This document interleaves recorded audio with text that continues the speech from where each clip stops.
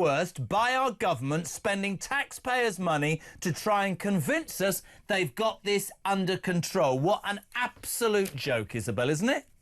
Complete and utter joke. You know, these numbers are completely derisory relative to the scale of the problem. And this is Starmer massively on the back foot. You know, his party is currently literally behind Reform in the polls, despite his enormous majority in the House of Commons. He's panicking, and they've rustled up this pathetic stunt. Well, taxpayers are not going to be deceived by this, are they? You know, taxpayers are entitled to be absolutely bloody furious that once again their intelligence is being insulted and their hard-earned cash is being squandered arranging exclusive private jet travel for Albanians who, you know, let's be frank, have broken the law. Have broken the law. They've broken the law, and what are they getting? 4 seats each or something on the private jet. What an absolute joke, and what a disgrace this government is. Couldn't agree more. And you used a great word there, sceptical. Signing his party's political death warrant at this point. Yeah. You know, he may get a high out of this for the next couple of years, or as long as he survives in Downing Street, which I don't think will be till the next election. No. He may get off on being one of the gang again in Brussels and being part of what he says Britain's back on the European stage and all of that. But the price that the country will pay is very high, and the political price that his party will pay, I think, is incalculable at this point. He's just played right into the hands of Reform and even of the Tories, who are just going to now, from now on until polling day, say that you Keir Starmer, have sold out Brexit. Yeah. You've reversed what everybody voted for. We knew you wanted to do it, you plotted it, and now you've done it. Yeah. And I had hope that on the back of these, Starmer didn't even try, by all accounts, to strike a deal which would enable us to send illegal migrants back to France, those that have come across the channel. Now, you would have thought that might at least have been on the table. You know, I would have, if I were advising Keir Starmer, a prime minister who's very much on the back foot politically in the UK, I would have said, Prime Minister, even if you don't really want this aspect of the deal, really good idea to be seen fighting for it. Even if you lose that fight, to have the ability as part of this wider negotiation, not that I think we should be doing it anyway, to say, actually, we, the UK, want the right to be able to send migrants, illegal migrants, back to France.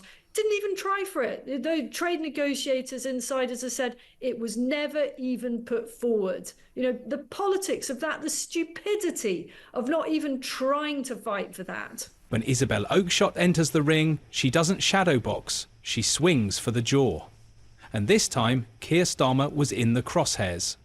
What unfolded wasn't your usual political back and forth. It was a verbal battering so sharp it left observers speechless, and Starmer metaphorically soaked, like someone caught without an umbrella in a political monsoon. There was no build-up, no soft landing, just a full-throttle takedown that turned a dry discussion into a headline frenzy. Isabel didn't show up to politely disagree, she showed up to dismantle. It wasn't about policy nuance or ideological sparring, it was about character, and her message was clear. Starmer's biggest flaw isn't incompetence, it's judgment. And in her view, that makes him dangerous in the most boring way possible. As fundamental as this, what you see is an opportunity to actually replace that party. Let's just hear. She didn't accuse, she insinuated, hard. Her message hinted at secrets, shadows and political debts that could make headlines for months, possibly linked to figures around him, nothing confirmed. But enough was said to leave viewers leaning in, asking the same question. What exactly is he hiding? Something on the private jet. What an absolute joke, and what a disgrace this government is. Couldn't agree more. And you used a great word there, sceptical. You know, it doesn't wash for me anymore for Starmer and his acolytes to stand up and say, these people don't understand how difficult it is, just sceptical right-wing thugs. No. This is our money that you're spending, and it's window dressing. I would rather that our government would do something about that. I mean, I know you're going to laugh. We laugh privately about this, but, I mean, yesterday we literally discover that it's possible, if you're a convicted criminal, to get a left-wing lawyer paid for by you and me and everybody listening to go to a court in front of a left-wing judge and say, I can't go back to Albania or wherever I came from. I know I've broken the law, but my son, he doesn't like the chicken nuggets in Albania. And people will think I'm taking that he doesn't like the chicken. Today we discover a Pakistani paedophile escaped deportation because he successfully, through his left-wing lawyer, convinced the judge that it would harm psychologically his children. I don't mean to be rude, you're a mother, I'm a father. Forget the children he harmed and abused and raped, forget them. Starmer's political brand was supposed to be steady, responsible, grown up. Instead, it's become a punchline. He came into politics like a man on a mission to win hearts with PowerPoints, armed with tea, tax codes, and the kind of charisma you'd expect at an insurance seminar. Isabel pounced on this disconnect. While Starmer drones on with numbers and neutrality, she came in with a wrecking ball, swinging with satire, sarcasm, and the kind of sharp delivery that made even seasoned commentators sit up. While he shuffled through his notes, she shredded the entire premise of his persona. And the contrast couldn't have been more brutal. Starmer thinks shedding a jacket mid-speech adds flair. Isabel saw it as a desperate attempt at reinvention. Less reformer, more weathered lecturer trying to look down with the kids. Even when protesters tried to spice things up with glitter, Starmer somehow managed to make that moment feel like watching beige paint dry. She wasn't just targeting dullness, she was warning of danger. Because bland speeches don't deflect real threats. And if someone can stroll up to the leader of the opposition and manhandle him mid-speech, maybe we're already too late to ask, who's really in control? Would find the Caribbean too hot. We're a laughing stock, Isabel. Seriously, we're in danger of becoming a bloody laughing stock. We really are. But it's the voters that are crying over this, because we're the ones that have to face the consequences of having all these people in the country, in our country, who should not be here. And they're using it as some kind of hotel, despite the fact that many of these people that we're talking about here in these court cases actually have serious criminal records. Yes. And there is a reason that they're being deported. And I tell you, serious countries around the world do not do this to themselves. If somebody breaks the law, they get deported. It is as simple as that. They don't have the option to go bleak. Isabel didn't just comment, she carved. From the moment she took the floor, she painted Starmer as the walking definition of uninspiring. To her, his speeches aren't rallying cries, they're bedtime stories without the comfort. Not dull in a forgettable way, but in a way that actually drains energy from the room. She went straight for the tone, the delivery, the Deadstein stare that feels more suited to a how-to video on boiler maintenance than to national leadership. Starmer doesn't just lack spark, he seems to actively repel it. And Isabel made sure you felt every second of that. What makes it sting is the timing. Britain's in flux. People are desperate for vision, for boldness, for someone who actually wants to lead. But instead they get a man who seems more comfortable hiding behind policy PDFs than actually standing for something. Isabel's critique wasn't just that he's boring, it's that his dullness is dangerous. Because when leadership is this flat, it creates a vacuum. And history shows us that vacuums don't stay empty, they get filled.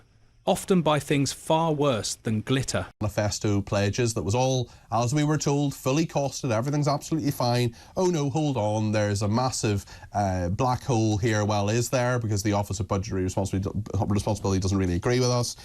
His blueprint for the next 5 years, number 10 denies it's a reset. We've got 6 milestones, 5 missions, 3 foundations, 7 pillars for growth. Are you as confused as I am? Can I just add one figure? 0 chance of turning this around. 0. Because there was a glaring omission in all of that, which is immigration. Yeah. It's like number one thing that exercises Labour voters and many others besides. And indeed Reform UK voters who are doing better than Labour in the polls at the moment. How could he have left that off? You know, it is so astonishingly stupid that you begin to think, is there something else at work here? Is someone actually plotting to make this party, this leadership, this particular Prime Minister fail? How can they have left that off? Because talk to anybody, and I know probably I'm in a bit of an echo chamber, a lot of people that I talk to are very, very passionate about what's happening to our country as a result of the loss of control of our borders. But I think that many Labour voters and many who, aren't sure who to vote feel really strongly about this. So why isn't it at the heart of his agenda? I find that utterly bewildering. And you know what? Every time that he makes a basic mistake like this, those on the other side, those in the opposition parties, and literally a private... Isabel didn't hold back. When immigration came up, she tore into Starmer, not just for policy, but for lacking conviction. She argued that under his watch, Britain's borders risk becoming symbolic, with weak enforcement and empty gestures. To her, this wasn't just incompetence, it was political self-sabotage. Then she dug deeper. Brexit, gender identity, leadership style. Starmer's record in her eyes is a mess of contradictions. One day he's a progressive, the next he's dodging clarity. Isabel framed it as more than inconsistency. It's a lack of backbone. Voters aren't just confused, they're tired. She mocked his attempts to seem relatable, calling it all theatre. Pints, pub visits, awkward smiles. It wasn't authenticity, she said. It was performance. Even the £30,000 sterling 0p office furniture bill became a metaphor for waste and cluelessness. To her, Starmer isn't leading, he's reacting. Carefully packaged, overly managed and afraid to offend. He comes off more like a generic brand than a bold leader. And his team? Robotic and forgettable. Except Rayner. Though even her fire, Isabel argued, is treated as a threat, not a strength. Next, Isabel set her sights on one of Starmer's proudest talking points, his so-called mission-led approach to government. But rather than applaud the strategy, she dismantled it as little more than branding in disguise. To her, these missions aren't plans, they're slogans, buzzwords dressed up as policy, slideshows pretending to be leadership. In her view, the entire concept feels like something brewed in a marketing lab, not in the heart of public service. She argued that Starmer's grand vision amounts to nothing more than corporate jargon. Ambitions to grow the economy and restore trust sound great in theory, but when you scratch beneath the surface, there's no substance, no fire, no specifics, no soul. And when your biggest selling point is sounding like a management consultant at a local council meeting, it's not just uninspiring, it's damning. Isabel framed it as a government by committee guided, not by bold leadership, but by whatever phrase fits best on an infographic. To her, it's not just boring, it's symptomatic of a wider failure to connect, inspire, or even lead. Isabel then drilled into what she saw as Starmer's most defining trait.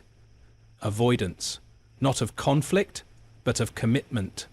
Every time a serious issue arises, he dances around it with phrases so bland they practically dissolve on contact. To Isabel, his answers are less about offering direction and more about dodging accountability. Instead of standing firm, he reaches for empty phrases like tough decisions or the right balance. And while those may sound professional, they ultimately say nothing. And that's the problem. She accused him of mastering the art of political evasion. A man who has turned indecision into a performance. One so practiced, it now resembles leadership to the untrained eye.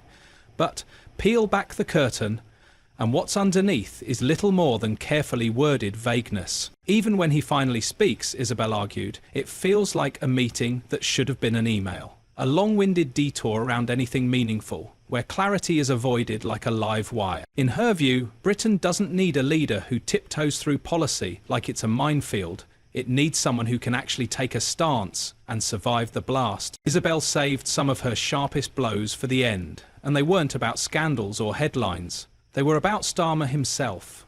His public image, carefully built to be inoffensive, has become the very thing that makes him disappear. Every move, every line, every press event feels like it's been passed through 5 filters, ending in the safest, dullest version possible. Take Beergate, for example. It was supposed to be his moment of rebellion, his defiance under pressure. But, as Isabel pointed out, his version of rule-breaking is so sanitized it barely qualifies as noteworthy. Instead of scandal, we got the political equivalent of a librarian staying out past curfew. And that's the bigger issue. Starmer doesn't just avoid controversy, he avoids colour, energy, risk. He operates like a smartphone on aeroplane mode, technically functional but totally disconnected. Even when he tries to relate to voters, it feels robotic. Holding a pint, walking past a Greggs, delivering speeches in his shirt sleeves. None of it lands because none of it feels real. Isabel didn't expose him with secret files. She didn't need to. She simply held up a mirror. And what stared back was a man so committed to caution, so surgically stripped of edge or passion, that he's become the physical embodiment of political beige. No grand scandal, no villain arc, just a quiet, persistent failure to inspire.